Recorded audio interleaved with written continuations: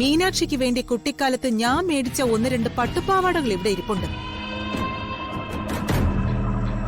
അത് കാണിച്ചു തന്നാ മതിയോ അഭ്യുദയാകാംക്ഷിക്ക്? മീനാക്ഷി ഇവിടെ ഇല്ലായിരിക്കാം, പക്ഷെ ആ കുട്ടിയെ പിടിച്ചോണ്ട് വന്ന് തടവിൽ വെച്ചിരിക്കുന്നത് നിങ്ങൾ തന്നെയാ. തനിക്ക് എന്താടോ വട്ടുണ്ടോ?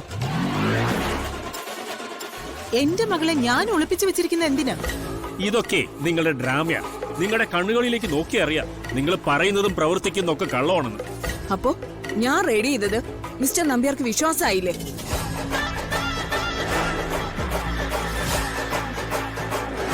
എന്താ നമ്പ്യാരെ ഒന്നും മിണ്ടാത്തത്? അല്ല, ഇനിയിപ്പോ വിശ്വാസം ആയില്ല എന്ന് പറഞ്ഞാലും എന്ത് ചെയ്യാൻ ഒക്കും? മാഡത്തിന്റെ റെയ്ഡ് കഴിഞ്ഞില്ലേ? അപ്പൊ നമ്പ്യാർക്ക് വിശ്വാസം ആയില്ല എന്നർത്ഥം. അങ്ങനെയൊന്നും ഞാൻ പറഞ്ഞില്ല മാഡം. മാഡം ഉത്തരവാദിത്തപ്പെട്ട ഒരു പോലീസ് ഓഫീസറല്ലേ, ACP. എനിക്ക് ഒരു വിശ്വാസക്കുറവില്ല. പക്ഷെ അത് ഇവര് മുഖംമൂടി ധരിച്ച് നടക്കുന്ന ഒരു സ്ത്രീയാ.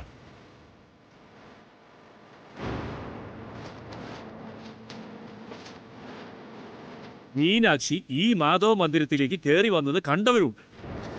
മീനാക്ഷി പിന്നെ എങ്ങും പോയിട്ടുമില്ല.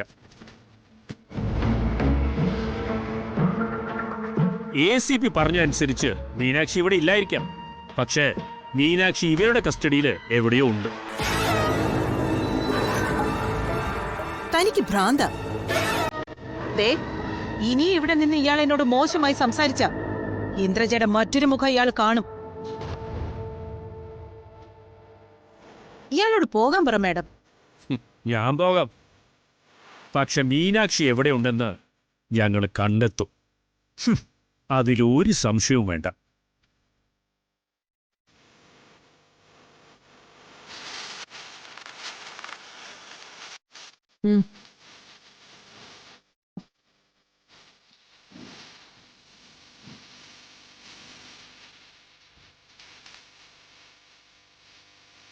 മാഡം ഇപ്പൊ പേടിക്കുന്നത് മറ്റാരെയുമില്ല, മാഡത്തിന്റെ അച്ഛനെയാ.